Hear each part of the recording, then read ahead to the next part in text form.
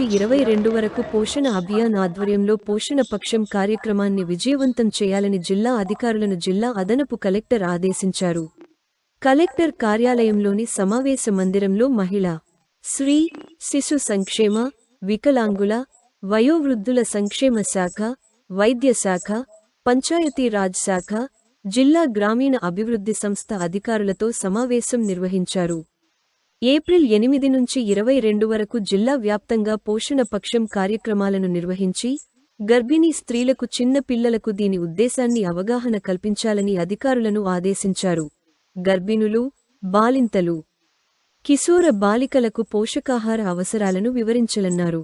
ఆహార పదార్థాల శక్తిని తెలియజేయడం, ఆరోగ్యకరమైన ఆహార అలవాట్లను ప్రోత్సహించడం లాంటి కార్యక్రమాలు నిర్వహించి చైతన్యపరచాలన్నారు.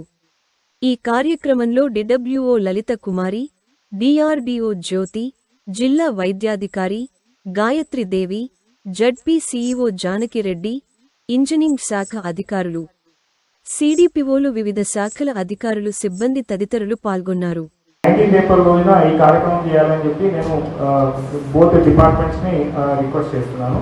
సో ముఖ్యంగా దీంట్లో అవసరమైతే ఎడ్యుకేషన్ డిపార్ట్మెంట్ అంటే 19 ఏప్రిల్ అంటే ఆల్మోస్ట్ హాలిడేస్లో ఉంటాయి, వర్కింగ్ డేస్ ఉంటాయి. 28 వరకు తల్లిపాల గురించి ఒక ఇంపార్టెన్స్ కానీ తెలియజేయడం కానీ, పిల్లలు ఉంటారో వారికి రక్తహీనత కార్యక్రమం అవగాహన కల్పించాల్సిన అవసరం ఉంటుంది.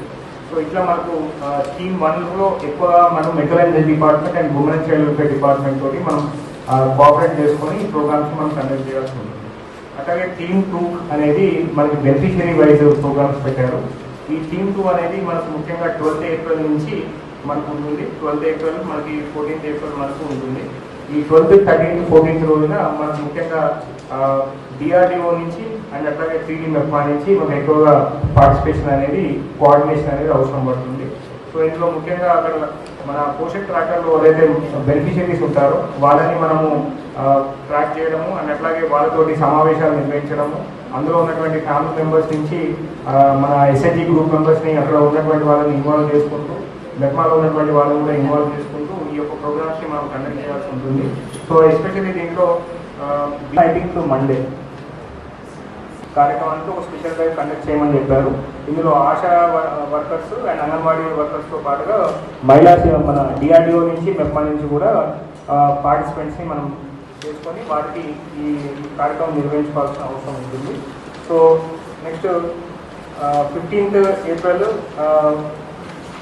డిఆర్డీఓ అండ్ అక్యూట్ మాల్న్యూట్రిషన్ సంబంధించినటువంటి పిల్లల్ని ఐడెంటిఫై గుర్తించాల్సిన అవసరం ఉంది. అయితే మొన్న జరిగినటువంటి మీటింగ్ రిలేటెడ్లో శామ్ అండ్ మ్యామ్ గురించి మన జిల్లాలో రివ్యూ చేయడం జరిగింది.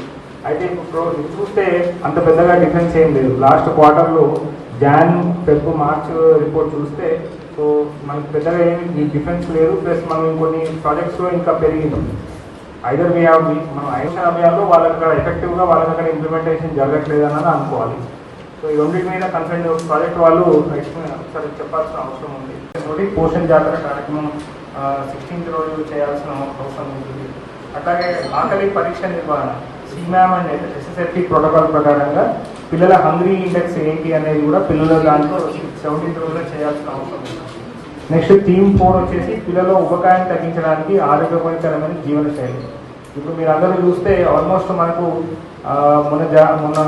మొన్న జరిగినటువంటి అపోలో హాస్పిటల్స్ వాళ్ళు మన హైదరాబాద్లో ఒక సర్వే చేశారు.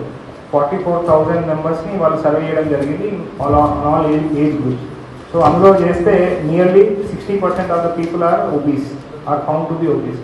అందులో నుంచి పిల్లల్ని ఐడెంటిఫై చేస్తే పిల్లల్లో nearly 50% are obese. So and దాంట్లో కూడా మీకు అరౌండ్ 50% వాళ్ళు they are suffering from hypertension and BP. So అంటే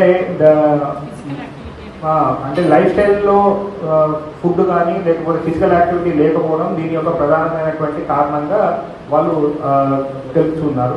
ఈవెన్ ల్యాండ్సెట్ జనరల్ కూడా వాళ్ళు ఇచ్చినటువంటి హెల్త్ రిపోర్ట్లో కూడా మనకి ఒబెసిటీ మీద మన కంట్రీ అనేది చాలా వేగంగా ఒబెసిటీ వైపు వెళ్తుంది అనేది చాలా స్పష్టంగా తెలియజేస్తున్నారు. సో ఈ రిపోర్ట్స్ని మనం బేస్ చేసుకొని మనకి ముఖ్యంగా ఇప్పుడు ఉన్నటువంటి పిల్లలు ఎవరైతే ఉంటున్నారో, ఎస్పెషల్లీ మనకు కౌమార దశలో ఉండేటువంటి పిల్లలు ఎక్కువగా జంక్ ఫుడ్ వైపు అలవాటు పడతారు. సో అట్లాంటి లైఫ్ స్టైల్ డిజార్డర్స్ని మనం అవాయిడ్ చేయడానికి ఈ రోజుని ఆ రోజున థీమ్ 4లో భాగంగా మనకి ఈరోజు మన కౌన్సిలింగ్ ఇవ్వడానికి మనకు అవకాశం ఇవ్వడం జరిగింది.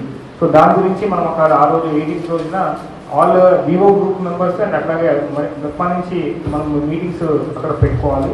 సో అంగన్వాడీ సెంటర్స్లో పెడతారా లేకపోతే వచ్చేటువంటి స్ట్రెంత్ని బట్టి మన ఏపీఎం ఆఫీస్లో ఎంపీడీ ఆఫీస్లో పెడతారా అనేది మీరు ఒకసారి చూసుకొని ఆ మీటింగ్లో మనం అంతా కూడా ఈ పోషణ దాని గురించి మనం తెలియజేయాల్సిన అవసరం ఉంది, లైఫ్ స్టైల్ డిజార్డర్స్.